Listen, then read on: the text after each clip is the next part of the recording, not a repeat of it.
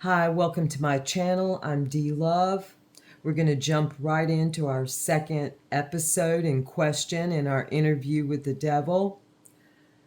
First, we're going to start by invoking the elements through the inverted pentagram, and I'm going to use my singing bowl, which is probably my best musical instrument. We're going to start here. We invoke earth.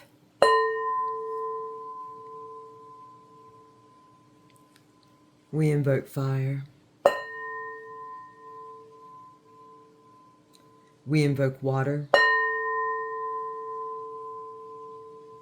We invoke air. And we invoke Aether. Praise be the elements.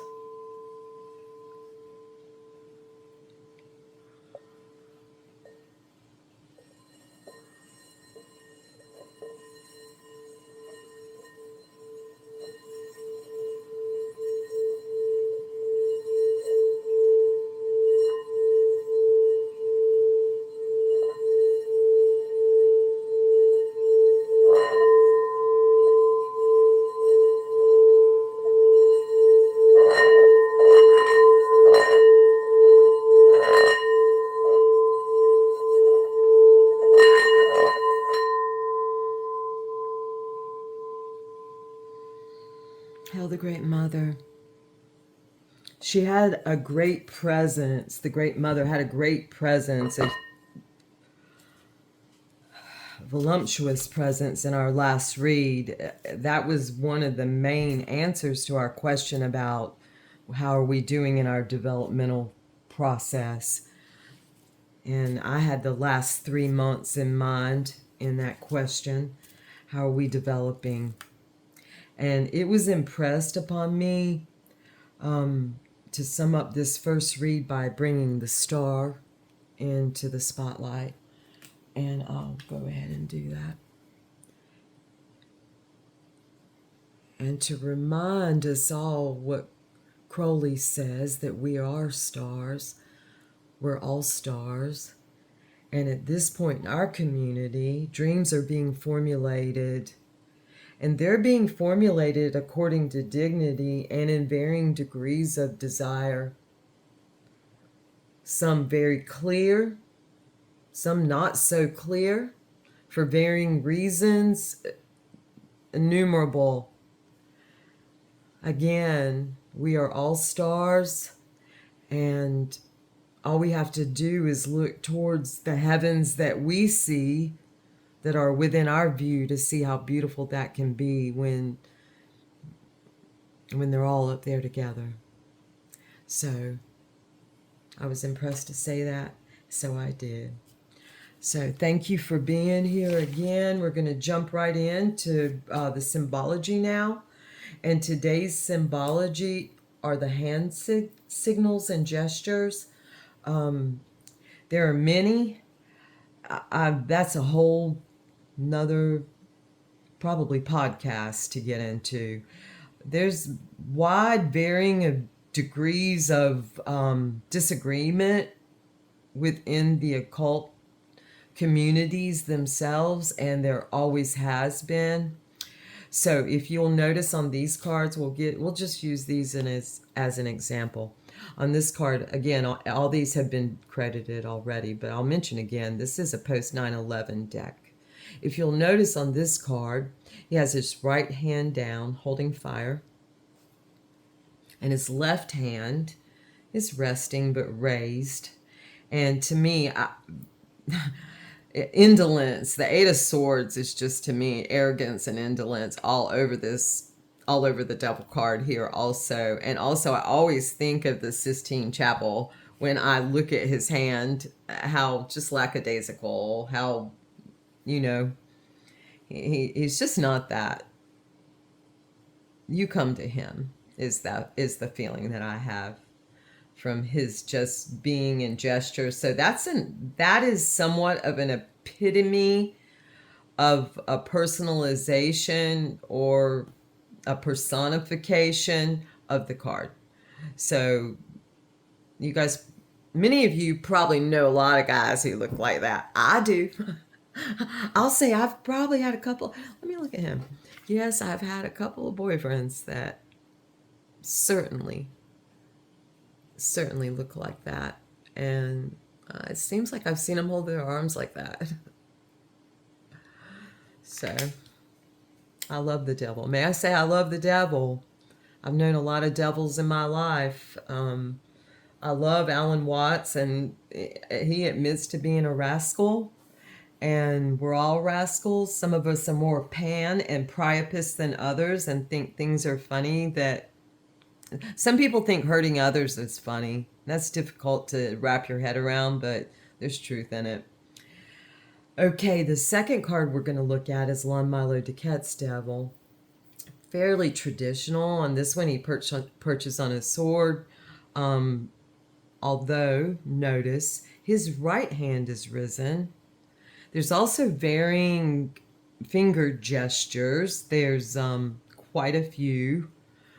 And again, there's so many things to go into, and maybe at some point I'll do a video about them. I could use the refresher myself because because there's so much disagreement, I tend to take what this means and study it as much as I can and then just bring it into my own life as it means to me.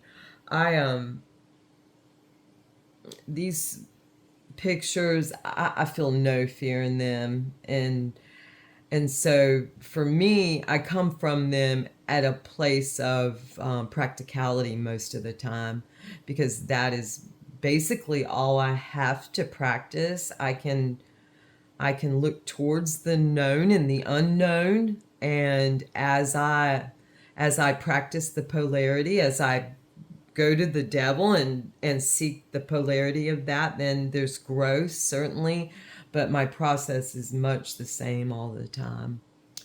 So, and my process on the devil, on the hand signals, is that it's as above, so below as above. And I do want to show, though, that the Magician card in the Occult Tarot is almost identical. Of course, there's different symbology on it, but it's almost identical in nature to Lon Milo DuQuette's card. And then this one, of course, he is holding his hands much the same. The gestures are different.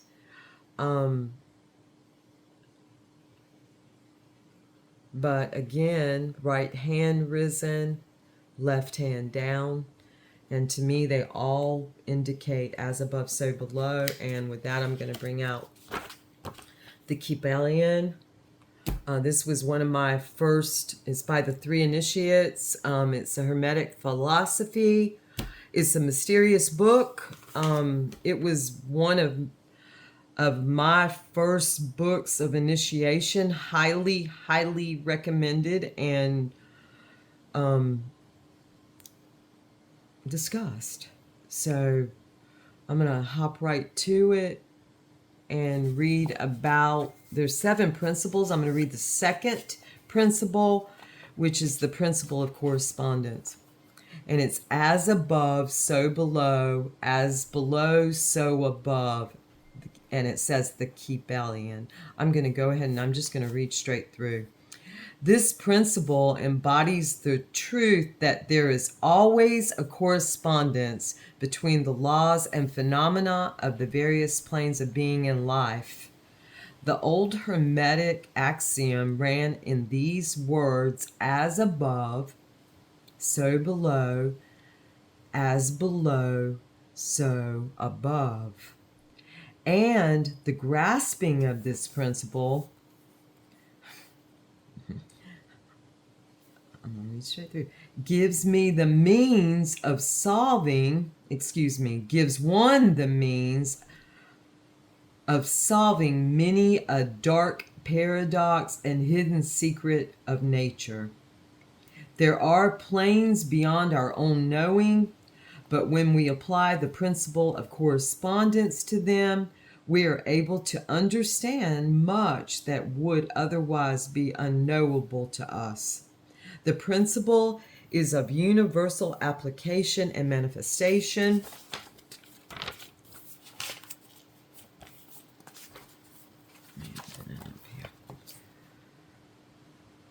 On the various planes of the material, mental, and spiritual universe. It is a universal law.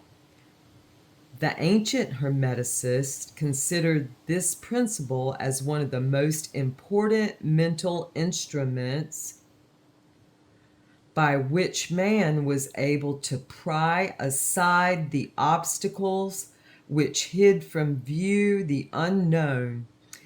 Its use even tore aside the veil of Isis to the extent that a glimpse of the face of the goddess might be caught.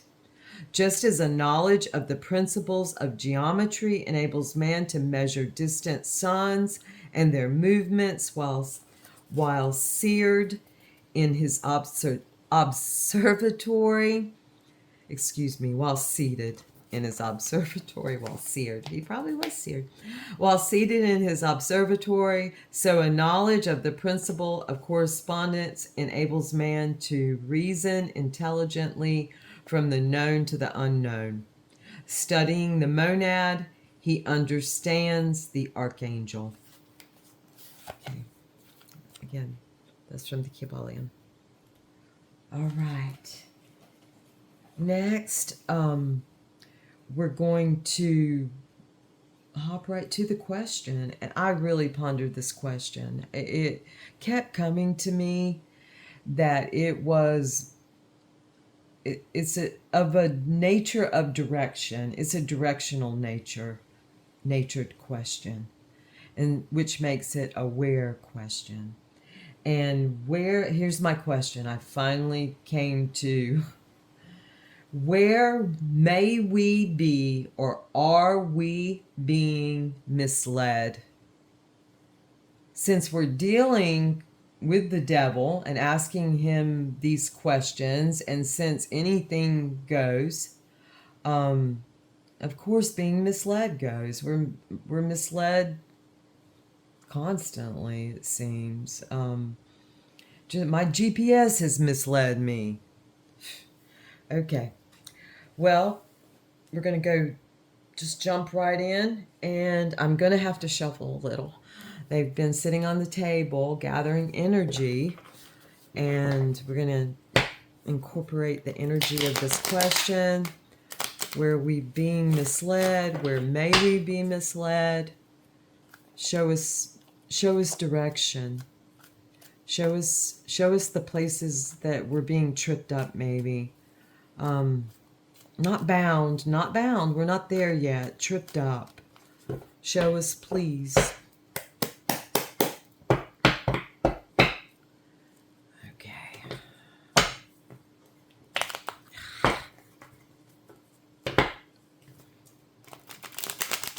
I let myself get dehydrated today.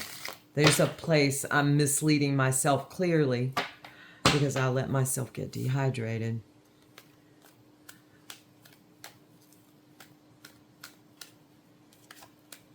So to me, that's something within myself that is feeling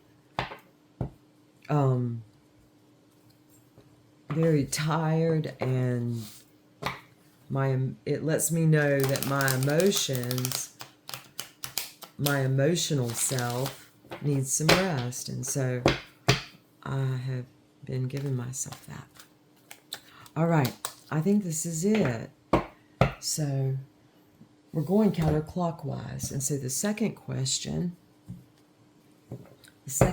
answer to the question, where are we being misled, and we're looking at Lon Milo Duquette stack, is in our desires. This star card came out, which is amazing that it's a continuation. I felt that, and so I'm very grateful that it came out. Let's look closely. Let's look closely and consider all the points of the star. If you notice on this card,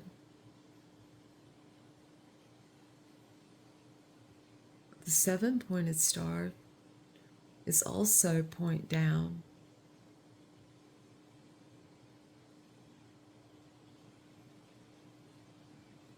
So let's look as above and so below. Let's see where we're being misled. We're being misled in our desires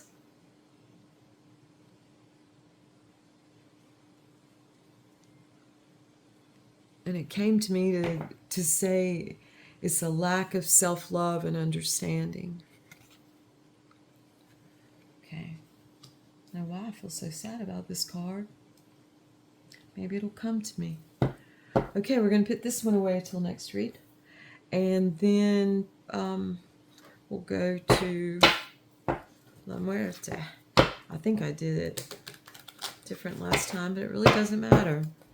As above, so below. It all turns out the same as what I'm thinking. I have a suspicion anyway. I'm in a sort of a place.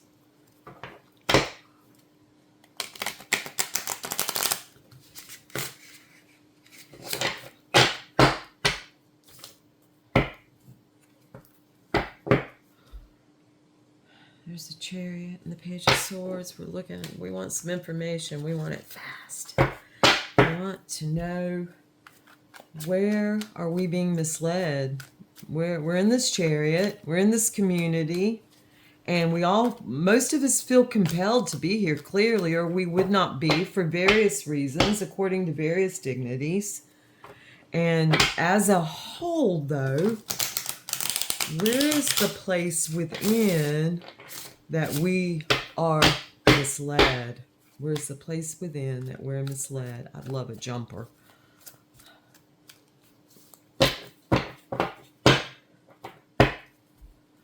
Okay. Well, that's it. Ooh.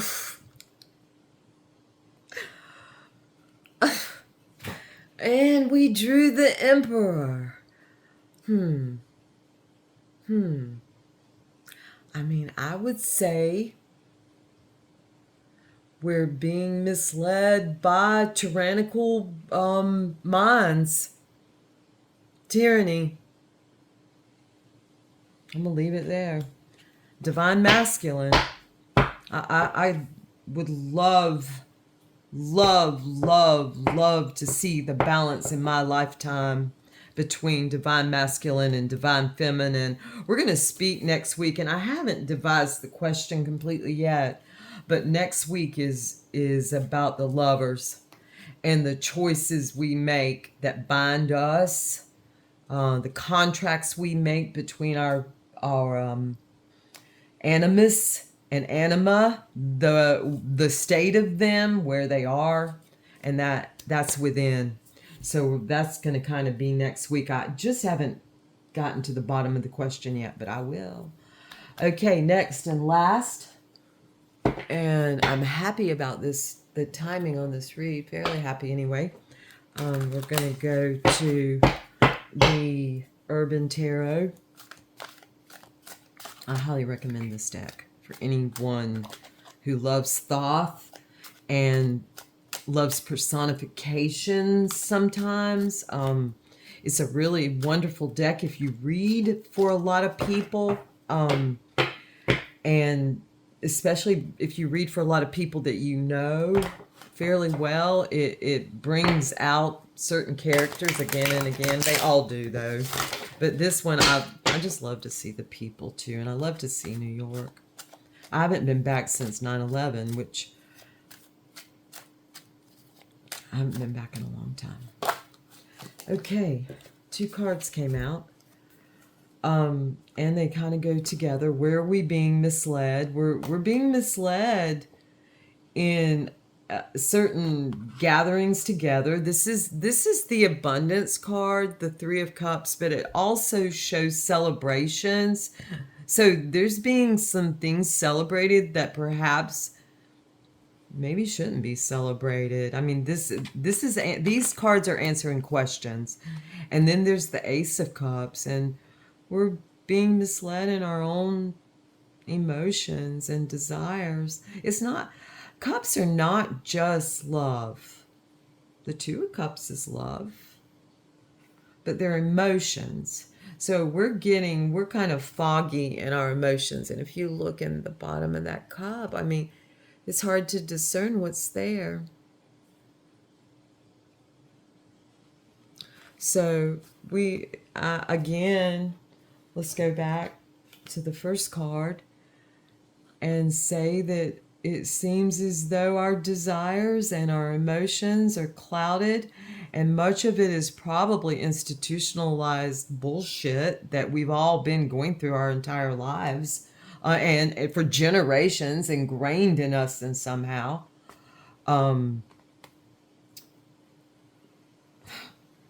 So, and it's tyrannical in nature, and it has been for how many generations? Generational being misled. And look at this, Santa Muerta,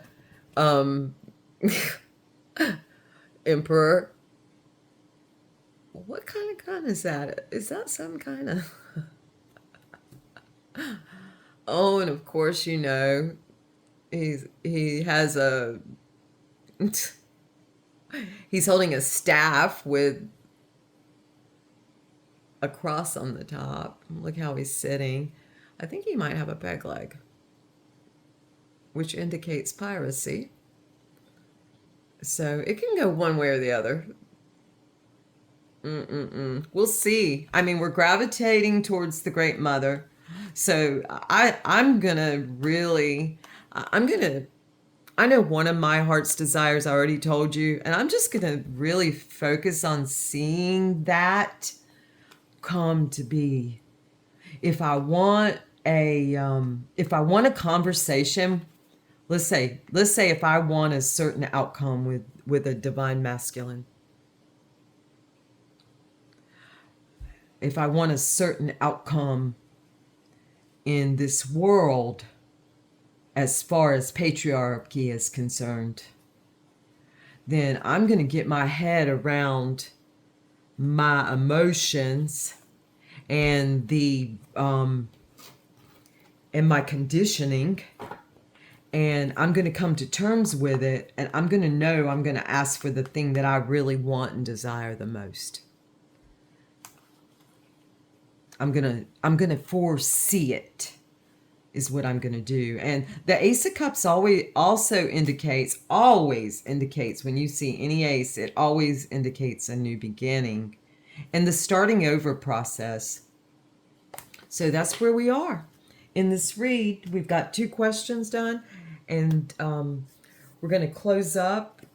I'm going to read from Gurdjieff. Let me see how many minutes I'm at.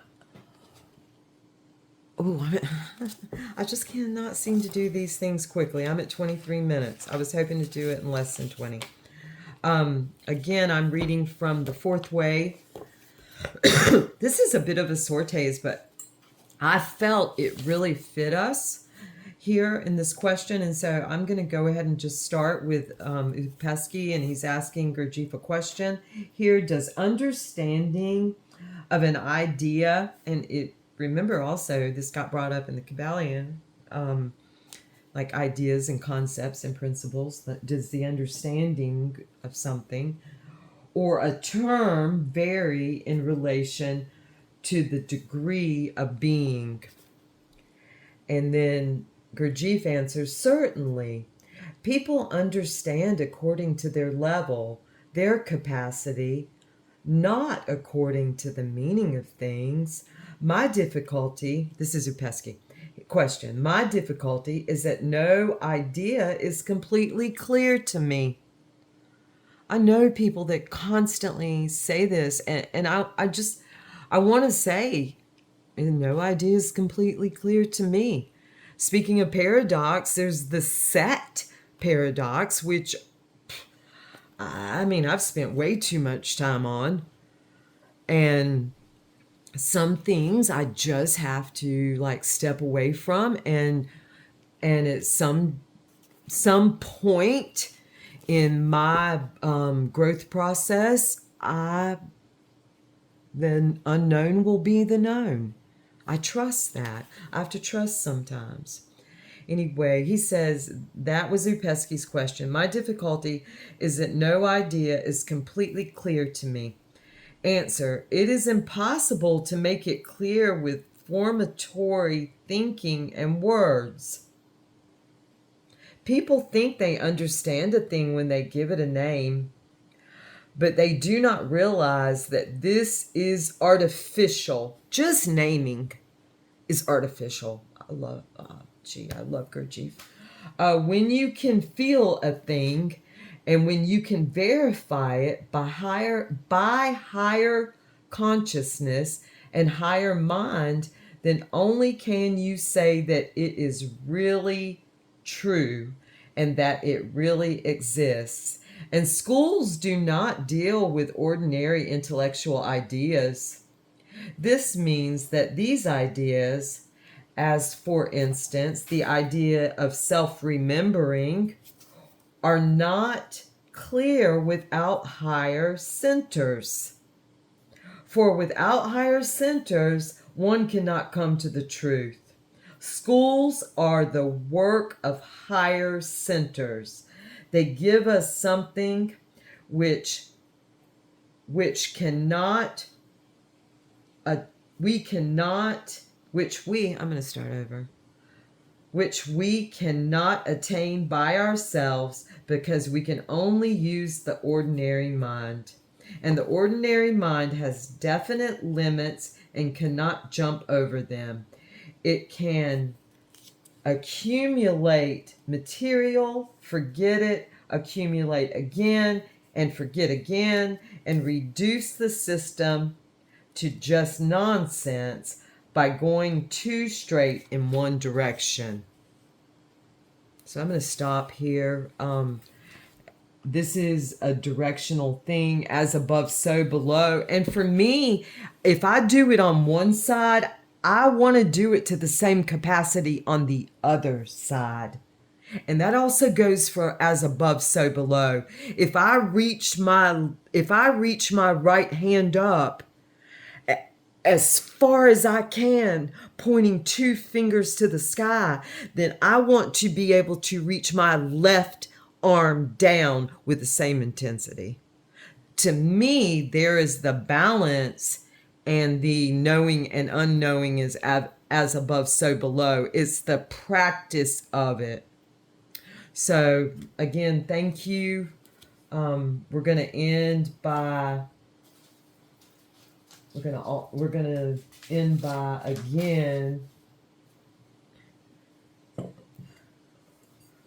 doing the pentagram, this time upright. We're going to invoke again and close this read with an upright pentagram.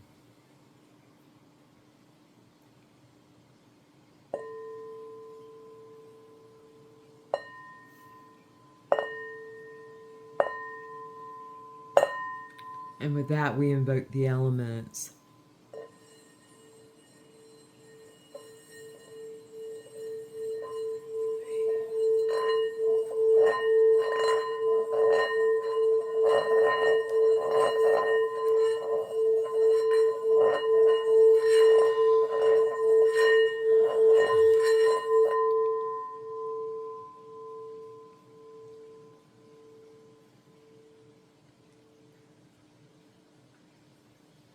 Thank you for coming to my channel. I really appreciate it. And I hope to see you next time for the third question.